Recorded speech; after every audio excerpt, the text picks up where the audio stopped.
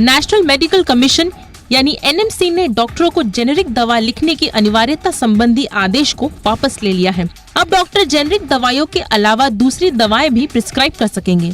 NMC के ताज़ा फैसले को सरकार की सस्ते इलाज की मुहिम को एक बड़ा झटका कहा जा सकता है। दरअसल इसी महीने एनएमसी ने सस्ते इलाज की दुहाई देकर सभी डॉक्टर्स को जेनेरिक दवाएं लिखने संबंधी नियम जारी इस लेकर तर्क था कि जेनेरिक दवाएं ब्रांडेड दवाओं की तुलना में 30 से 80% तक सस्ती होती हैं। ऐसे में सस्ती दवाओं के चलते गरीब गुरबों पर महंगे इलाज से राहत मिलेगी। लेकिन 2 हफ्ते के अंदर ऐसा क्या हुआ जिसके चलते एनएमसी को अपनी दिए फरमान से पलटना पड़ा।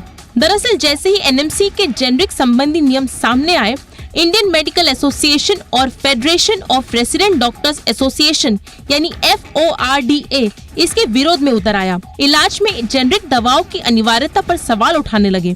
ये लोग केंद्रीय स्वास्थ्य मंत्री मनसुख मांडविया से मिले और एनएमसी के नए नियम कायदों में बदलाव की सिफारिश की।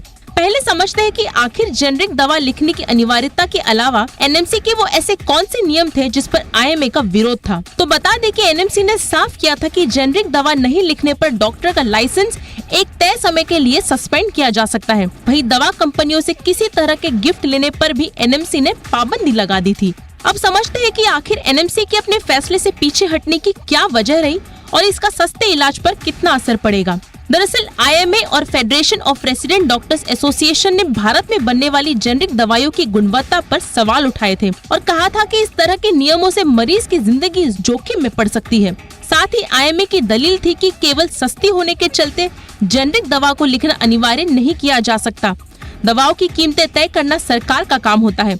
ऐसे में गैर जेनेरिक दवाओं को भी सरकार सस्ता कर सकती है। फिलहाल तो जेनेरिक दवा मामले सरकार बैकफुट पर आ गई है। इसे विडंबना ही कहेंगे कि जो भारत दुनिया भर को जेनेरिक दवाइयाँ मुहैया कराने में पहले नंबर पर है और कुल ग्लोबल जेनेरिक दवाओं की सप्लाई में 20% योगदान करता है, उसी देश में जेनेरिक दवाओं की क्वालिटी को लेकर आशंकाएं जताई जा रही हैं। हो सकता है कि कुछ कंपनियां जेनेरिक दवाओं की क्वालिटी को लेकर खरी न उतर रही हो, लेकिन अधिकांश कंपनियां इस दिशा में तेजी से आगे बढ़ रही हैं और ग्लोबल फार्मा के तौर पर देश की साख बढ़ा रही हैं। तो फिर जेनेरिक दवा निर्माता कंपनियों को प्रोत्साहित करने को लेकर कैसा गुरेज?